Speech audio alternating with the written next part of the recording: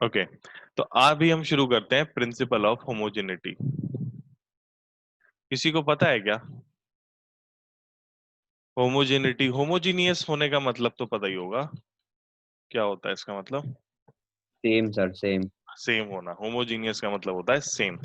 अब इसका बहुत ही सिंपल सा और ऑसम सा एक्सप्लेनेशन है, मुझे बड़ा अच्छा लगता है कि केवल एक प्रिंसिपल ऑफ होमोजेनिटी पढ़ने के बाद पूरा तुम्हारा डायमेंशनल एनालिसिस के यूजेस सारे के सारे खचाक से हो जाते हैं।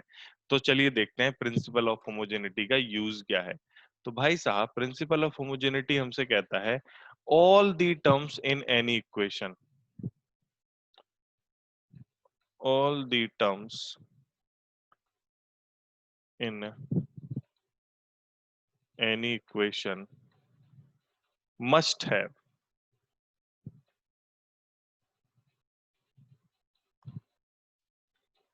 same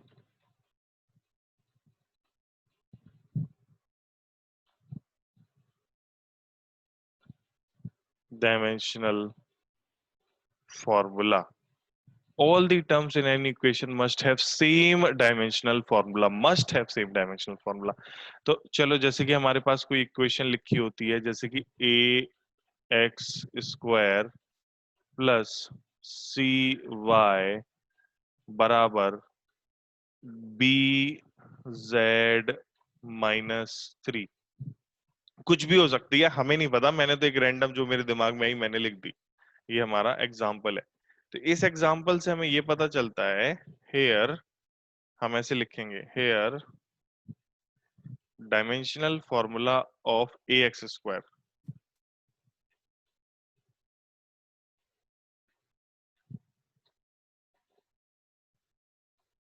ऑफ ax² किसके बराबर होगा? Dimensional formula of c by C by gamma. ना, मतलब दोनों इकट्ठा, टर्म कैसे कहते हैं?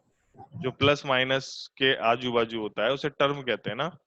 तो ax² एक टर्म हो गया, cy एक टर्म हो गया, bz-3 तीसरा टर्म हो गया। तो मैंने कहा all the terms in any equation must have same dimensional formula. तो यार dimensional formula of ax² is equals to dimensional formula of bz, नहीं, cy इज इक्वल्स टू, इधर नहीं लिखते, इधर is equals to dimensional formula of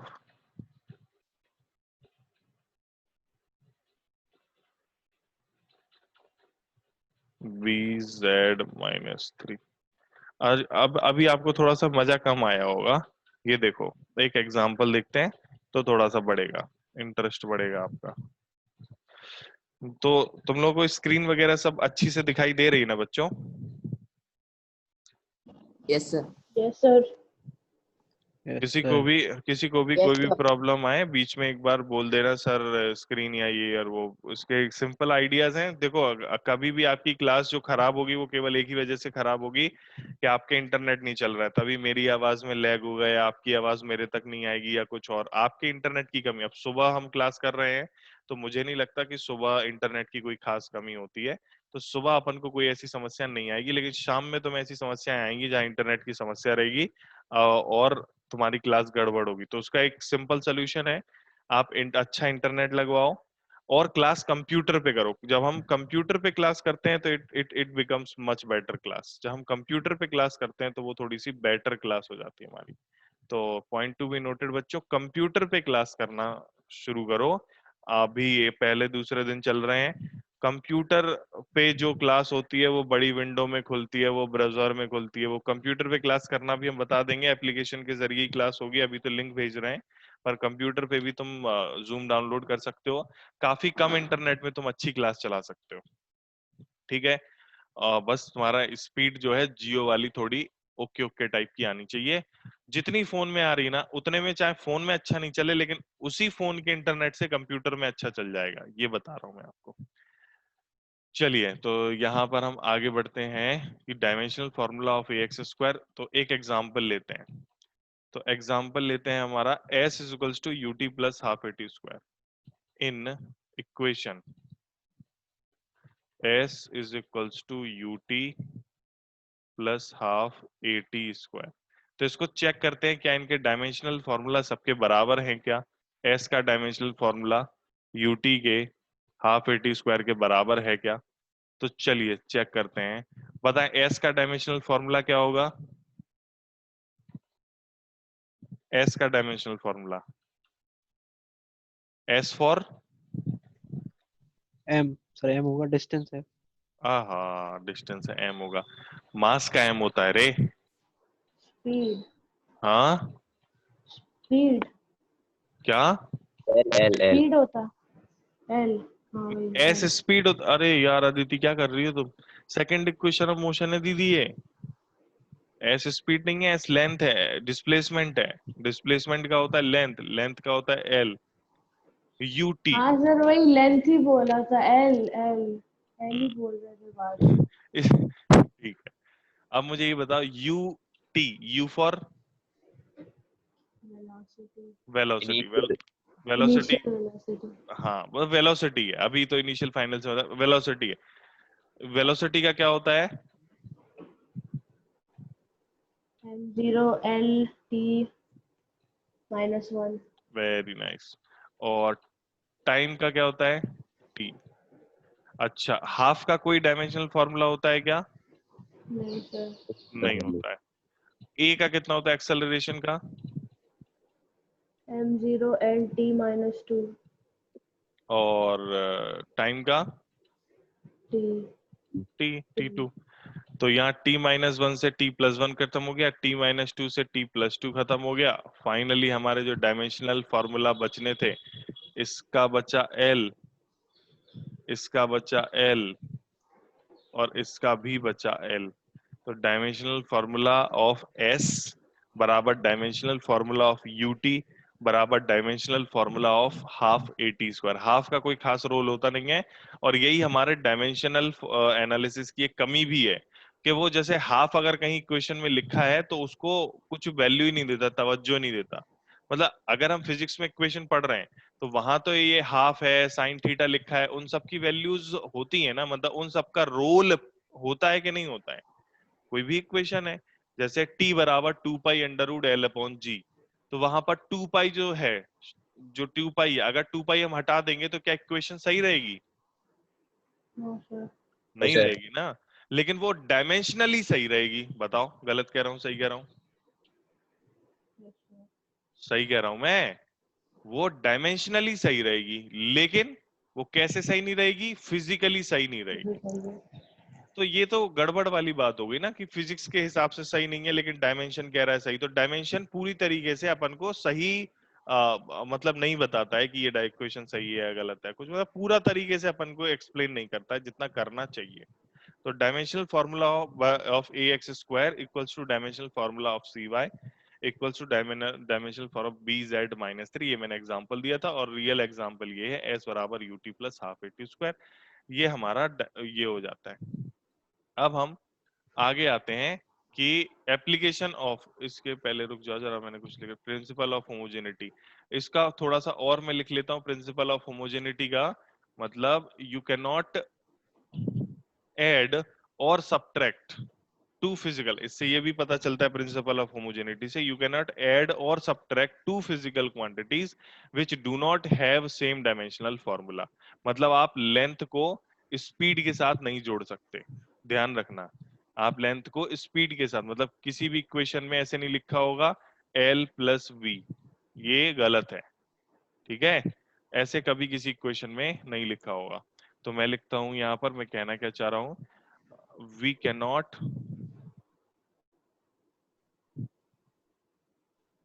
add और subtract we can not add और subtract. हम लोग ऐड भी नहीं कर सकते सब्ट्रैक्ट भी नहीं कर सकते if dimensional formulas are different.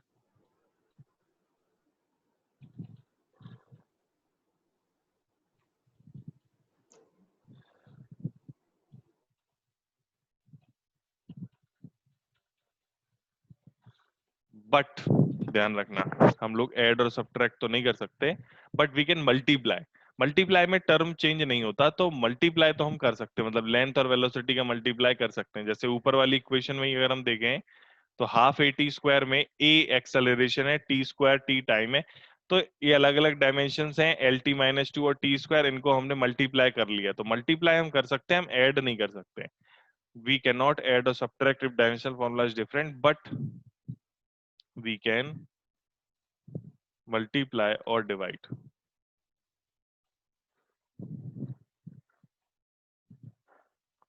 हम मल्टीप्लाई कर सकते हैं और डिवाइड भी कर सकते हैं।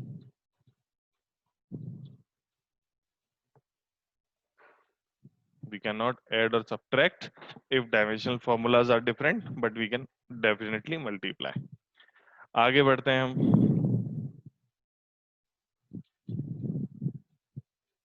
ऐड और सब्ट्रैक्ट नहीं कर सकते। अब आते हैं applications of dimensional analysis. Application of dimensional analysis.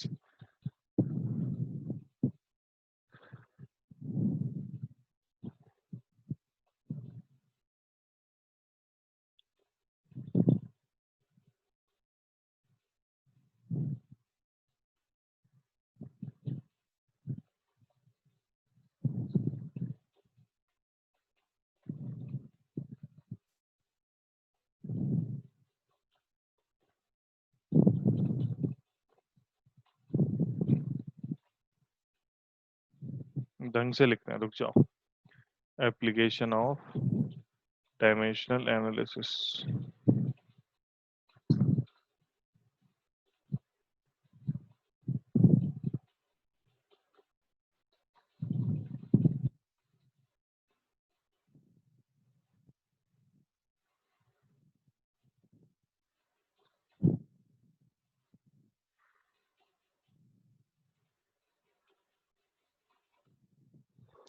Dimension analysis के एप्लीकेशन, हमारे पास कई सारे एप्लीकेशन हैं।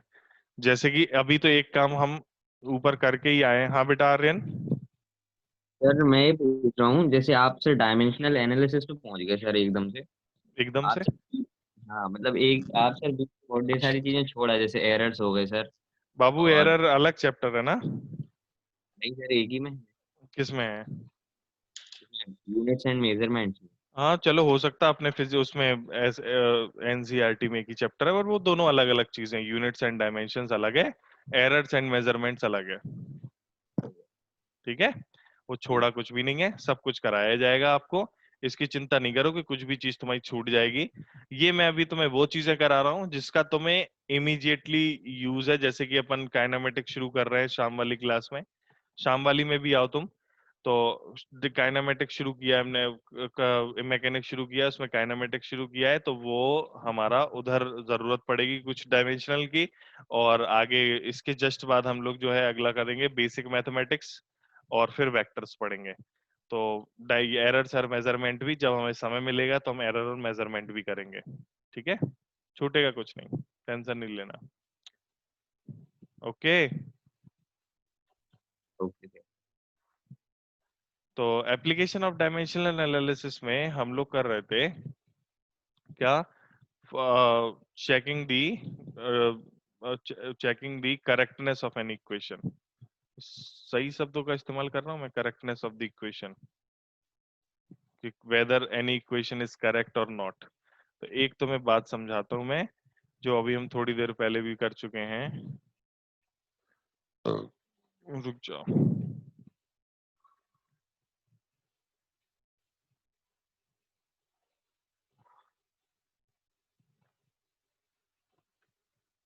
करेक्टनेस तो नहीं, डायमेंशनल करेक्टनेस हम जरूर बता सकते हैं। Check the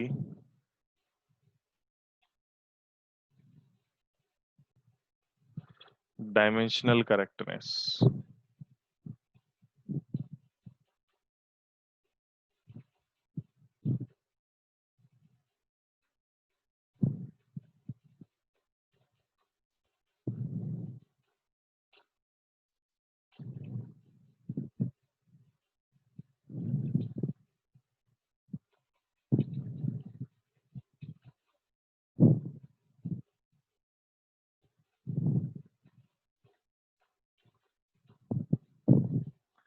check the dimensional correctness of the equation. कोई इक्वेशन डायमेंशनली करेक्ट है या नहीं है, हमें ये पता लगाना। दूसरा,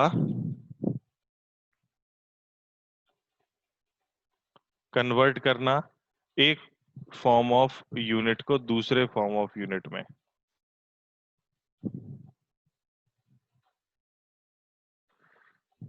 to convert one system of units. कितने सिस्टम ऑफ यूनिट होते हैं? हाँ, कितने सिस्टम ऑफ यूनिट होते हैं जानते हो क्या, सुने हैं क्या?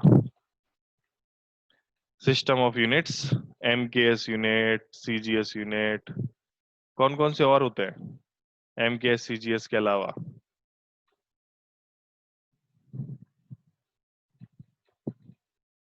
System SI of plus unit FI। SI होता है। एसआई क्या है? एमकेएस का ही नया रूप है।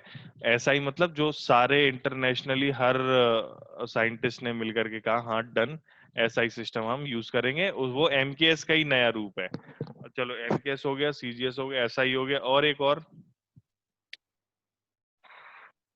एमकेएस सीजीएस एसआई और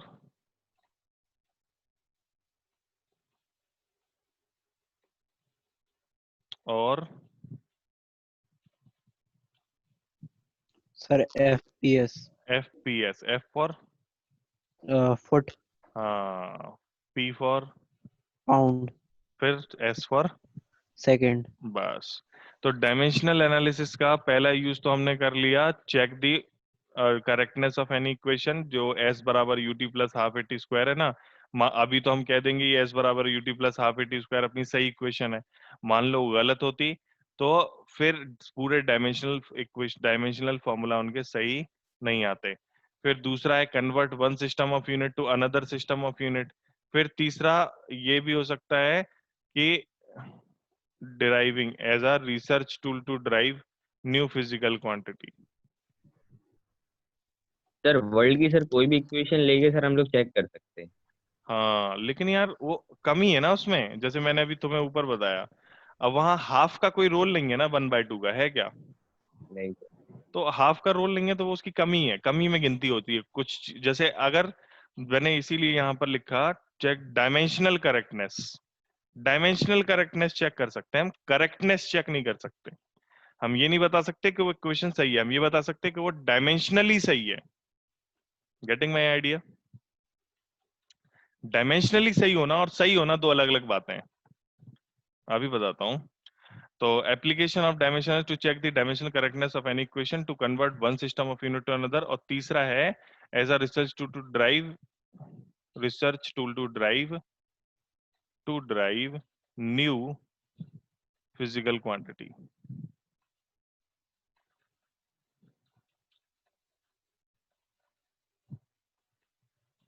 मतलब आपको मैं ये जो तीसरा वाला या जो भी डायमेंशनल एनालिसिस है, कई बार क्या होता है मैं तुम्हें बताता हूँ।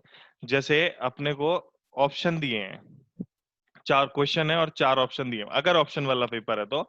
और मुझे ऐसा लगता है कि हम लोग बहुत ज्यादा दिनों तक ऑप्शन वाले पेपर में नहीं रहेंगे, आने वाले समय में हमें एसेज वगैरह लिखने पड़ेंगे एग्जाम देने के लिए। देख लीजिएगा आपको आने वाले भविष्य में ऐसे, मतलब अभी जो अपना टेस्ट होता है ना, वो किस किस बेसिस पर होता है। मतलब गए ओएमआर गोले गोले गोले गोले भरे, पढ़ाई करने का तरीका अलग है वहाँ। और जिस हिसाब से नई एजुकेशन जो पॉलिसी आई है ना, उसमें ये आप लोगों तक तो रहेगा, 12th तक तो रहेगा, 1-2 साल, मतलब मुझे लगता है 4-5-6 साल, 10 साल भी लग सकते हैं। लेकिन अल्टीमेटली जो अपने यहाँ टेस्टिंग पैटर्न है वो बदल जाएगा। मतलब जो आईआईटी जेई और नीट होता है ना, वो टेस्टिंग पैटर्न बदलेगा। और वो टेस्टिंग पैटर्न बिल्कुल वैसा होगा जैसा यूरोप और अमेरिका में होता है। ऐसे लिखने पड़ते हैं, अपने ग्रेड्स दिखाने पड़ते हैं, अपने समाज के लिए क्या अच्छा कर रहा है वो दिखाना पड़ता है। मतलब अपना रेज्यूमे अच्छा करना होता है। तो वो एक बात है जो तुम लोग को आने वाले समय में जरूरत पड़ेगी। तो खैर मैं पता नहीं क्या कह रहा था और क्या कहाँ पहुंच गया। मैं, अरे यार मैं भूल ही गया क्या कह रहा था। क्या कह रहा था बताओ जरा। सर यही थर्ड पॉइंट बता रहे थे आप। ड्राइव नई फिजिकल क्वांटिटी, तो नई फिजिकल क्वांटिटी हम ड्राइव मतलब रिलेशन बता सकते हैं। हाँ मैं तुम्हें वो बता रहा था, टेस्ट के बारे में बता रहा था कि क्या है टेस्ट में 4 ऑप्शन आते हैं अभी अपने पास। तो उसकी एक ट्रिक होती है। कई बार ऐसे होता है कि चारों ऑप्शन में से 3 जो होते हैं वो डायमेंशनली इनकरेक्ट होते हैं। मतलब आपके जो आंसर पूछा find what would be the velocity, आपसे कहा फोर्स ये दिया, ये डिस्प्लेसमेंट ये दिया, ये दिया, ये 4 5 6 फिजिकल क्वांटिटी दे दी, और मतलब उन्हीं के टर्म्स में आपको आंसर पूछा है। तो 4 ऑप्शन दे दिए, मतलब नंबर वाला क्वेश्चन नहीं है, संख्या नहीं निकालनी है, आपको वैल्यू निकालनी है वैसे। तो आपको पूछा है कि कितना टाइम हो जाएगा, ये कितना ये रहेगा। तो ऐसी स्थिति में आपको क्या करना पड़ेगा, देखो मैं तुम्हें एक बताता हूँ, एक क्वेश्चन कल ही मैं क्रैश कोर्स में करा रहा था। लास्ट क्वेश्चन मैंने क्रैश कोर्स में जो कराया था, क्रैश कोर्स में चल रहा है अभी प्रोजेक्टाइल। प्रोजेक्टाइल एक ये क्वेश्चन कराया था मैंने प्रोजेक्टाइल में, ये वाला, ये क्वेश्चन कराया था। A cricket ball thrown across a field, ये वाला। A cricket ball thrown across the field, आपसे सवाल दिया है, क्रिकेट बॉल है जो फील्ड के अक्रॉस फेंका गया है, H1 हाइट और H2 हाइट पर दो अलग अलग टाइम पर था वो, T1 और T2 respectively. After the throw the ball is caught by a fielder at same height as a projection. बाकी सब भाड़ में जाए। अपने को दिया क्या है, हाइट H1 है, यानी कि इसकी डायमेंशनल फॉर्मूला L, इसका भी H2 का भी L, और इसका टाइम T, इसका टाइम T। पूछा क्या है, द टाइम ऑफ फ्लाइट, यानी कि टाइम ही हमसे पूछा है। तो जो भी आंसर आना चाहिए उसका क्या आना चाहिए, टाइम की डायमेंशनल फॉर्मूला आना चाहिए। वेस्ट बंगाल 2000 जेई 2014 में आया सवाल था, क्रैश कोर्स में ऐसे पढ़ा लेते हैं। अब देखना जरा, देखना जरा, देखना जरा, ये इसका फाइनल आंसर आया हमारा। अगर तुम ध्यान से देखो, रेड कलर में लिखा है इधर साइड में, ये इसका फाइनल आंसर है। तो इस आंसर में जी फॉर एक्सेलरेशन, T1 टाइम, ये टाइम, ये टाइम, ये एल, ऐसे ऐसे ऐसे ऐसे करके। अब अगर आप इस पूरे का डायमेंशनल फॉर्मूला निकालो, तो इसका जो डायमेंशनल फॉर्मूला है वो टाइम के बराबर आना चाहिए। अब ऐसे 4 ऑप्शन दिए होंगे आपको, 3 गलत होंगे, एक सही होगा। तो 3 जो गलत होंगे वो डायमेंशन, इस सिचुएशन में तो वो डायमेंशनली ही इनकरेक्ट हो सकते हैं, मैं ये कह रहा हूं। मतलब कई बार आपको 50-50 का भी चांस मिल जाता है भाई साहब, डायमेंशनली। मतलब आपको ये इतना सारा सॉल्व, जैसे जो मैंने इतना सारा सॉल्व यहाँ पर करके रखा है, आपको इतना सारा सॉल्व ही नहीं, मान लो आपको सवाल आ ही नहीं रहा और आपके पास टाइम बचा है। ऐसा भी होता है, टाइम बचा और आपको क्वेश्चन नहीं आ रहा, आपको लग रहा है कि मेरे से हो सकता है, या टाइम बचा है कैसे करें, आपको सवाल नहीं आ रहा। तो डायमेंशनल एनालिसिस एक मेथड है, ये मैं तुम्हें जुगाड़ बता रहा हूँ कि डायमेंशनल एनालिसिस एक मेथड है जिसमें आप जब सवाल करोगे तो ये ऐसे खटाखट से आपका ऐसे सॉल्व हो जाएगा। मतलब आप डायमेंशनली चेक कर लो कि ये सही है कि गलत है, काम हो जाएगा आपका। समझे क्या? बताओ समझे कि नहीं? समझ गए सर। अब हम लोग वापस अपने उसमें आ जाते हैं। ये मैं उसके लिए बता रहा हूँ कि ट्रिक है छोटी सी, जो लास्ट एग्जाम के टाइम पे बताई जाती है, पर आप लोग पहले से जान लो, एग्जाम तक याद रखना। एप्लीकेशन ऑफ डायमेंशनल एनालिसिस, लेकिन आने वाले 5-10 सालों में ये टेस्टिंग पैटर्न बदल जाएगा डेफिनेटली।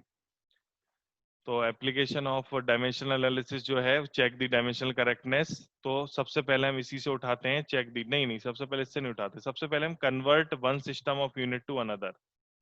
चाहे तो हम डायमेंशनल करेक्टनेस भी चेक कर सकते हैं, या वो भी एक ही बात है, ज्यादा ज्यादा हम convert one system to another करते हैं। Converting one system of unit to another.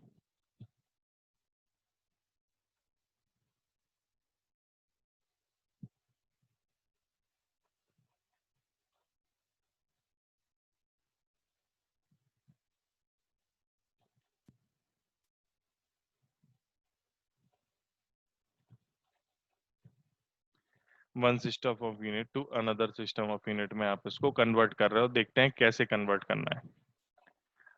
तो सबसे पहले तो एनी मेजरमेंट पे आते हैं। कोई भी मेजरमेंट है, any measurement, any measurement is written like this.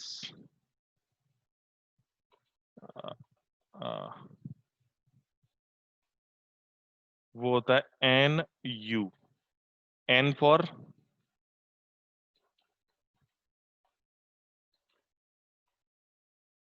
N for numerical value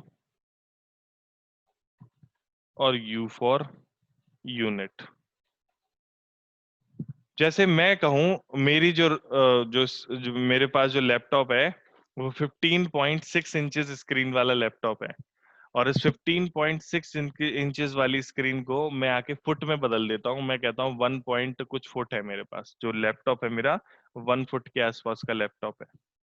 तो अगर मैंने इंचेस में बता रहा हूँ और मैं फीट में बता रहा हूँ, तो क्या मेरे लैपटॉप की स्क्रीन का साइज बदल जाएगा क्या? नो सर, क्या बदल जाएगा? यूनिट बदल जाएगी सर। और न्यूमेरिकल वैल्यू भी बदल जाएगी। Yes sir. समझ रहे हो? लेकिन मेजरमेंट सेम रहेगा। जैसे मैं अपनी हाइट बताता हूं, मेरी हाइट है 6 फीट, लेकिन सेंटीमीटर में है वो 183 सेंटीमीटर। तो अगर 6 फीट और 183 सेंटीमीटर हम लोग देखें, बोलने में 6 फीट 6 अंक, 6 जो वो है छोटा है, 183 बड़ा है, लेकिन मेरी हाइट दोनों में ही वो अगर 183 हुआ है तो उधर उसकी यूनिट छोटी हुई है। मतलब जो मेजरमेंट है वो न्यूमेरिकल वैल्यू और यूनिट दोनों से मिलकर के बनता है मेजरमेंट। मेजरमेंट में अकेला न्यूमेरिकल वैल्यू नहीं जमेगा। मैं कहूँ मेरी हाइट 6 है तो तुम्हें समझ में ही नहीं आएगा 6 क्या है, तुम्हें उसकी यूनिट भी बतानी पड़ेगी कि 6 मीटर है, 6 सेंटीमीटर है, 6 यूनिट है, क्या है, किस चीज की कितनी हाइट है, यूनिट के बिना अधूरा है। तो for different measurement, for two different system of unit,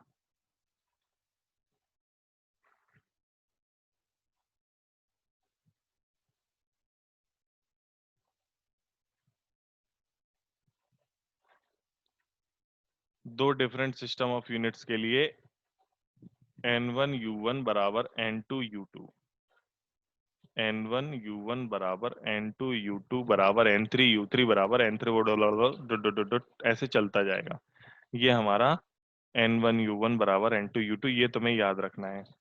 तो अब इसको चलो हम इसको कैसे बदलेंगे। हम क्या करते हैं, यूनिट को डायमेंशनल उसमें एनालिसिस में बदल देते हैं।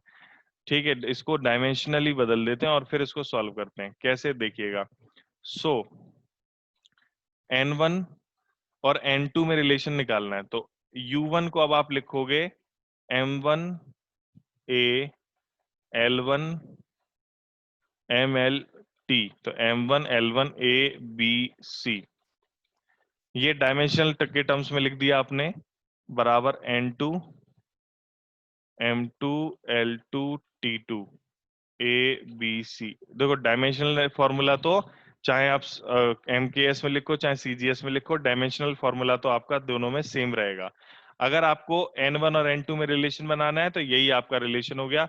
अगर आपको n2 की वैल्यू निकालनी है तो आपको क्या करना पड़ेगा, n1 को ये रखा, m1 के नीचे m2 ले आए, होल पावर a हो गई, l1 के नीचे l2 ले आए, होल पावर b हो गई, और t1 के नीचे t2 ले आए, होल पावर c हो गई। ये हो गया हमारा बराबर में n2। अब हम जरा इसको आगे बढ़ते हैं, यूज करते हैं इसको, इसका एग्जाम्पल देखते हैं।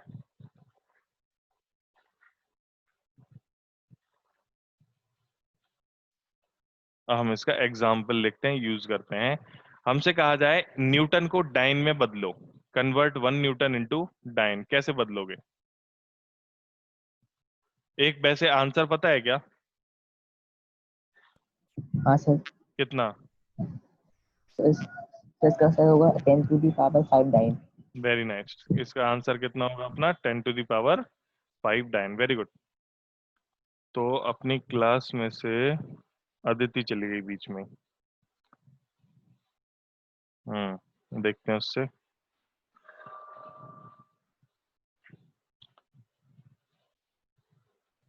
ओके, तो हमसे कहा जाए कि कन्वर्ट 1 न्यूटन इनटू डायन, एक न्यूटन को अपने को डायन में कन्वर्ट करना है। देखते हैं कैसे। ओके, तो as we know n1 u1 बराबर n2 u2। n1 की वैल्यू 1, u1 कितना है अपना न्यूटन, और n2 की वैल्यू पता नहीं, डाइन की वैल्यू हो गई, इसको लिख दिया डाइन। ऐसे रहेगा। अब यूनिट पे आ जाते हैं हम, चलो। ये हमें पता है MKS है और ये पता है CG, मतलब ये SI है और ये CGS है, ठीक है। तो एक मिनट, अदिति कहाँ चले गए थे बेटा आप? सर वो अपने आप ही बंद हो गया था। अच्छा, बाकी आवाज वगैरह तो सब ठीक आ रहा है ना? स्क्रीन ठीक दिख रही है ना? Yes sir. ठीक है, गुड। तो 1 न्यूटन, तो 1 को 1 ही रहने दो। न्यूटन, न्यूटन एस फोर्स की होती है। फोर्स का फॉर्मूला क्या है? Dimensional M, M2T minus 2. नहीं दे यार, ML, MLT-2। बिल्कुल सही। M1 L1 T माइनस 2, तो A की पावर A की वैल्यू हो गई 1, B की हो गई 1 और T की हो गई -2। MLT -2 बराबर N2, और डायन में भी तो फोर्स ही है, बस ये M2 L2 T2 -2 ऐसे हो जाएगा ये। इसके बाद N2 की वैल्यू 1 को इधर ही रहने दो, इसको नीचे ले गए, M1 upon M2 power 1, L1 upon L2 power 1, और अगला आएगा T1 अपॉन T2 पावर 1 बराबर N2। अच्छा, अब M1 है उसमें न्यूटन, मतलब किलोग्राम मीटर पर सेकंड स्क्वायर में, तो ऊपर लिखेंगे हम इसकी जगह, M1 की जगह किलोग्राम और इसकी जगह ग्राम। पावर 1 था ही पहले से ही। L1 की जगह लेंथ मीटर में, इसकी सेंटीमीटर में। सर 1, आपने ऊपर 2 लिखा है उसमें। अच्छा -2, सही लिखा ना मैंने? गलत लिख दिया है पर 1 लिख के। ये भी हाँ। सेकंड और ये भी सेकंड, -2 N2, ठीक है। तो अब इधर सेकंड से तो सेकंड कट गया। 1 किलोग्राम में कितने ग्राम होते हैं? 100, 1000। 1000। तो अगर मैं इधर से 10 इसको to the power 3. 10 to the, तो इसे काटूंगा तो 10 पर 3 बचेगा, और सेंटीमीटर से मीटर काटूंगा तो 10 to the power 2. 10 to the power 2 बचेगा। तो फिर फाइनली अब हम लोग लिख सकते हैं 10 पावर 3 10 पावर 2 कितना होता है? 5। 10 to the power 5. और ये तो 1 बचा, कुछ नहीं है, बराबर N2। आ गया तुम्हारा आंसर। तो हम फाइनली लिख सकते हैं, हमने जो यहाँ पर कन्वर्ट 1 न्यूटन इनटू डाइन लिखा था, तो फाइनली हम लिख सकते हैं, so 1 newton is equals to 1 into 10 to the power 5 dine.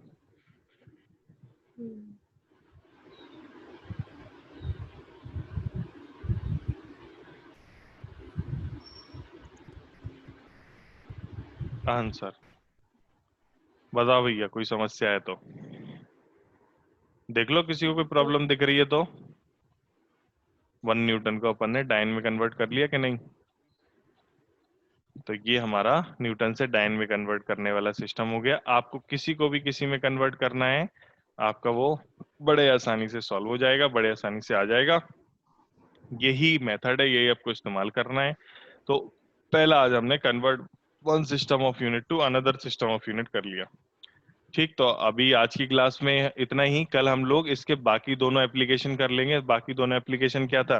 Convert one system of unit to another, एक तो हो ही गया। चेकिंग द डायमेंशनल करेक्टनेस, ये भी घटिया सा है। जो ज्यादा समय लेने वाला है वो ड्राइव न्यू फिजिकल क्वांटिटी, मतलब आपको रिलेशन बनाने वाला है, और यही आपको आने वाले समय में यूज भी आने वाला है। मतलब अगले अदर देन दिस चैप्टर आपको और भी उसमें यूज आएगा, यही वाला। तो ये हमने लिख लिया आज के। अब इसमें बायो वाला कौन है? बायो वाला कौन है? एक है ना कोई बायो वाला, आया नहीं क्या वो? तुम सभी लोग मैथ्स वाले हो क्या? Yes sir. Yes, sir. Yes sir. ठीक है।